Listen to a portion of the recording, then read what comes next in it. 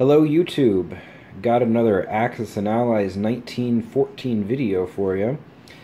And for this video, we're going to do things a little bit differently. Over time, I've gotten a few questions and they're phrased a little bit differently, but they have a similar theme to them.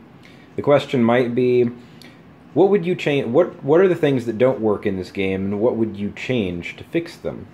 Or what can you do to make this game more historically accurate?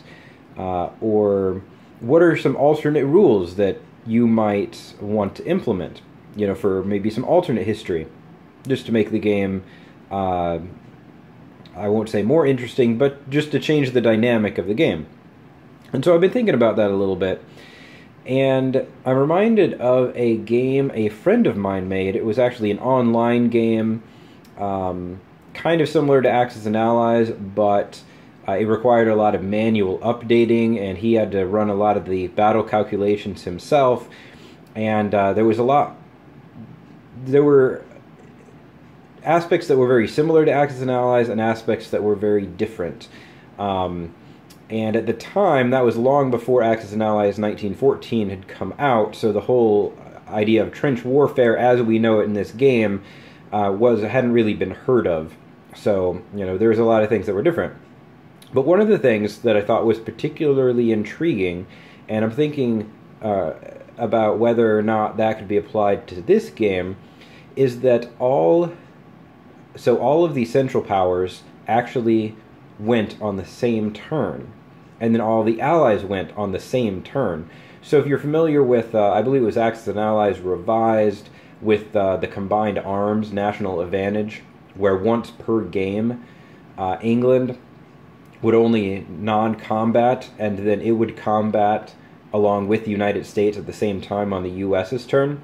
Something kind of like that. So in this game, instead of going Austria, then Russia, then Germany, then France, then England, and so forth, we would have Germany, Austria, and the Ottomans all go at the same time. And so if Austria and Germany all wanted to attack, or both wanted to attack Poland, they could both move in on the same turn, and that battle would take place. On the flip side of that, though, then the Allies would get to all take their turn. So we'd have England, France, Russia, so Italy, so forth.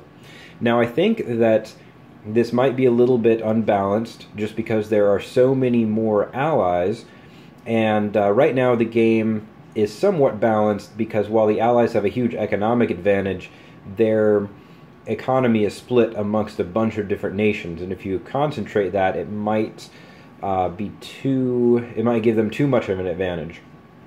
So something that I was thinking about possibly doing, a couple different variations of this, of course all three Central Powers still go at the same time, and then maybe on round one, Russia, France, and England all get to go. Italy doesn't get a turn because it entered the war later. Then the Central Powers all go. Then France, England, Russia, and Italy all get to go on turn 2. And then on turn 3, maybe you integrate the United States into that. Or maybe, depending on balancing, maybe you say that Central Powers go, then the main Allied powers go, so that'd be England, France, and Russia, and then Italy gets to go, and Italy has to act on its own, because it was late in the war. And then in round 3, maybe you do that same thing with Italy going on its own, and then the US has to go on its own as well, and is not able to coordinate directly. Which would kind of make sense, because the US was very keen on not just inserting their divisions under French and British command. They wanted to have American command for that. And of course, compromises are made, and we won't go into the history of it, but the U.S. wanted to be wanted its forces under American command whenever possible. So it could still be historically accurate to have the U.S. on its own team. So that's just a quick idea I had. This is going to be a pretty short video, but I'm interested to hear what you all think of that. How do you think that it would impact the game, either for the good or for the ill? What do you think it's going to do for balancing? Because being historically accurate and having game balance are not the same thing, though it's always good if you can get both of them together. And the game, regardless of how historically accurate it is, the game has to be at least somewhat balanced for it to be playable. So, very interested in your feedback on that. Hope you found this video interesting. And like I said, look forward to hearing from you. Thanks.